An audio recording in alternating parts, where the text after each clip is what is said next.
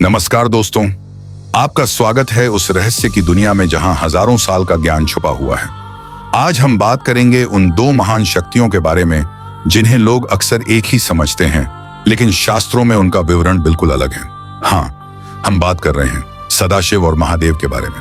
क्या आप जानते हैं कि जब आप शिव कहते हैं तो असल में आप किसके बारे में बोल रहे होते हैं? आइए इस गहरे रहस्य को समझते हैं। सदाशिव नाम ही है उनकी पहचान। सद का अर्थ शाश्वत और आशिव का अर्थ है कल्याण। लेकिन क्या आप जानते हैं कि शिव पुराण की रुद्र संहिता में एक अद्भुत उल्लेख मिलता है? महर्षि व्यास कहते हैं, भगवान सदाशिव वह सर्वोच्च तत्व हैं जो सृष्टि से परे हैं। वे न केवल साकार हैं और न केवल निराकार हैं, बल्कि वे दोनों से परे हैं। सदाशिव के 5 मुख हैं: ईशान, तत्पुरुष, अघोर, वामदेव और सद्योजात। हर एक मुख एक विशेष शक्ति का प्रतीक है। ईशान मुख सर्वोच्च शक्ति देता है, तत्पुरुष ज्ञान प्रदान करते हैं, अघोर अंधकार को नष्ट करते हैं, वामदेव भक्ति देते हैं और सद्योजात सृष्टि की रचना करते हैं। लेकिन यह महत्वपूर्ण बात है, सदाशिव कैलाश पर्वत के परे, समस्त सृष्टि से अलग, निरंतर ध्यान में लीन रहते हैं। वे शांत, सिद्ध, कभी विनाश में सम्मिलित नहीं होते। शास्त्रों में कहा गया है कि सदाशिव अनादि, अनंत, निर्गुण और निराकार परमात्मा हैं। वेदों के अनुसार सदाशिव ब्रह्म, विष्णु और महेश के पिता हैं। हाँ, आपने सही सुना, ब्रह्मा, विष्णु और महेश, ये सभी सदाशिव के रूप हैं या कहें तो उनके अंश हैं। अब बात करते हैं महादेव की। महादेव मतलब देवों के देव, लेकिन यह केवल एक नाम नहीं है, यह एक स्थिति है, एक भूमिका है। जब सदाशिव अपनी शक्ति को प्रकट करते हैं, अपने ब्रह्मांड में विस्तार करते हैं, तो वह शिव के रूप में प्रकट होते हैं और यह शिव ही महादेव हैं। महादेव कैलाश पर्वत पर रहते हैं। पार्वती से उनका विवाह होता है। गणेश और कार्तिकेय के पिता बनते हैं। असुरों से लड़ते हैं। महादेव वह हैं जो सृष्टि में सक्रिय हैं। शिव पुराण में लिखा है कि जब भगवान शिव कैलाश पर शांत हो जाते हैं, ध्यान में लीन हो जाते हैं, तो वे सदाशिव कहलाते हैं। लेकिन जब वे कार्य के लिए उठते हैं, जब वे सृष्टि में भाग लेते हैं, तो वे महादेव बन जाते हैं। अब यहाँ एक सवाल उठता है, तो क्या वे दो अलग अलग देवता हैं? नहीं, बिल्कुल नहीं। वे एक ही हैं, लेकिन दो अलग अलग अवस्थाओं में। शास्त्रों में एक अत्यंत गूढ़ विवरण है जो बहुत कम लोगों को पता है। भगवान शिव के 3 मुख्य रूप हैं। पहला रूप सदाशिव, परम ब्रह्म स्वरूप। सदाशिव सर्वोच्च तत्व हैं जो सृष्टि से परे हैं। वे अनादि, अनंत, सर्वव्यापी और निरंजन अर्थात प्रकृति से रहित हैं। शिव पुराण के अनुसार सदाशिव का रंग कपूर की तरह सफेद है। उनके 5 मुख हैं और 10 भुजाएं हैं, लेकिन यह साकार रूप सिर्फ पूजा के समय माना जाता है। असल में वे निरंजन हैं। दूसरा रूप महेश, शांत और भोले स्वरूप। जब सदाशिव अपनी शक्ति को संयमित रखते हुए सृष्टि में रहते हैं, शांत अवस्था में, कैलाश पर ध्यान करते हुए, तो वे महेश या भोलेनाथ कहलाते हैं। महेश का रंग नीला है। वे त्रिशूल धारण करते हैं और उनके साथ पार्वती निवास करती हैं। यह शिव का शांत और सौम्य रूप है। लेकिन जब कोई असुर इतना शक्तिशाली हो जाता है कि देवताओं को भी परेशान करने लगता है, तब प्रकट होता है तीसरा रूप रुद्र, अर्थात विनाशकारी और क्रोधी स्वरूप। रुद्र मतलब जो गर्जना करता है। जब शिव क्रोध में आते हैं, जब वे विनाश के लिए तैयार होते हैं, तो वे रुद्र बन जाते हैं। शिव पुराण में कहा गया है कि रुद्र ही वह रूप हैं जो महातांडव नृत्य करते हैं, जिनकी शक्ति से सभी ब्रह्मांड कांप जाते हैं। एक महत्वपूर्ण उल्लेख शास्त्रों में लिखा है कि सदाशिव कभी असुरों से लड़ते नहीं, क्योंकि वे सृष्टि से परे हैं, अनादि हैं। लेकिन महादेव और रुद्र, वे दोनों ही असुरों का वध करते हैं। महानारायण उपनिषद में सदाशिव के 5 मुखों के 5 ब्रह्म मंत्रों का उल्लेख मिलता है।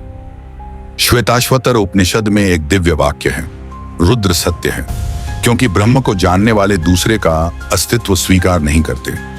यह दर्शाता है कि शिव ही परम सत्य और परम ब्रह्म हैं। अद्वैत वेदांत के अनुसार सदाशिव निर्गुण ब्रह्म हैं।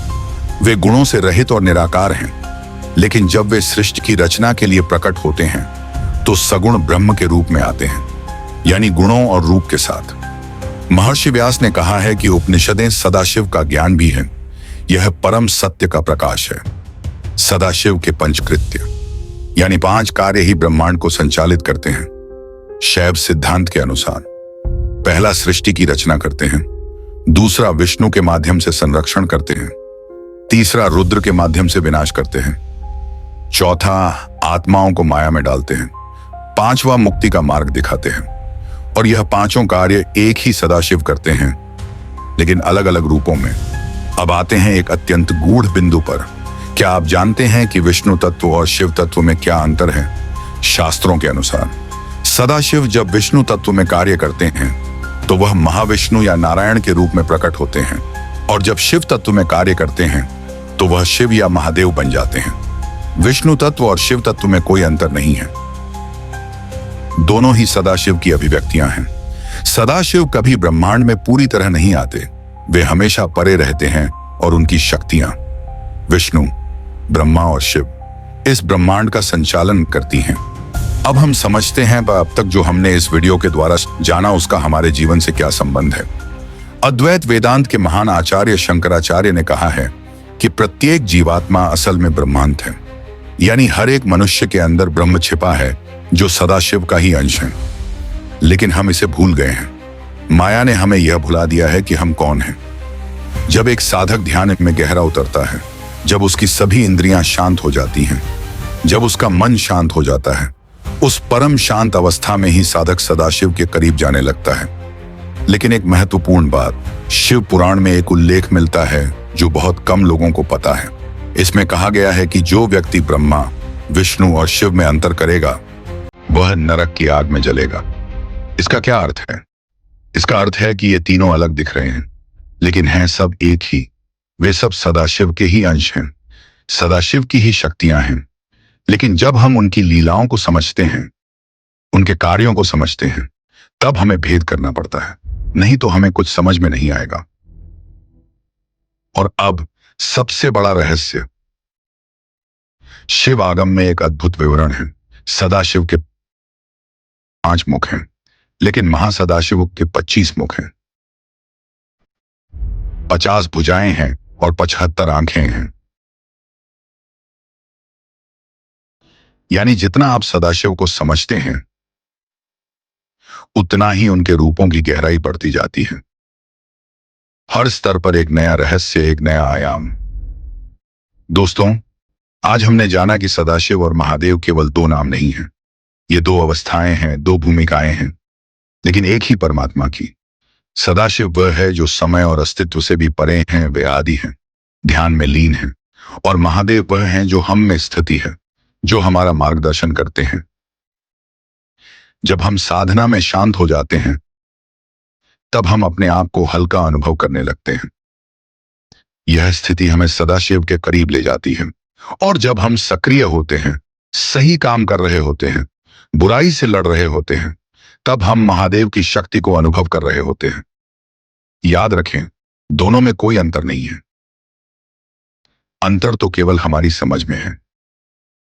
यदि यह वीडियो आपको पसंद आया हो तो कमेंट में जय सदाशिव अवश्य लिखें। वीडियो को लाइक करें, शेयर करें, हमारे चैनल को सब्सक्राइब करें और बेल आइकन को दबाना ना भूलें ताकि हमारी वीडियो सबसे पहले आप तक पहुंचे। तो दोस्तों, मिलते हैं अगले वीडियो में, तब तक के लिए जय शिव शंभू कैलाशपति।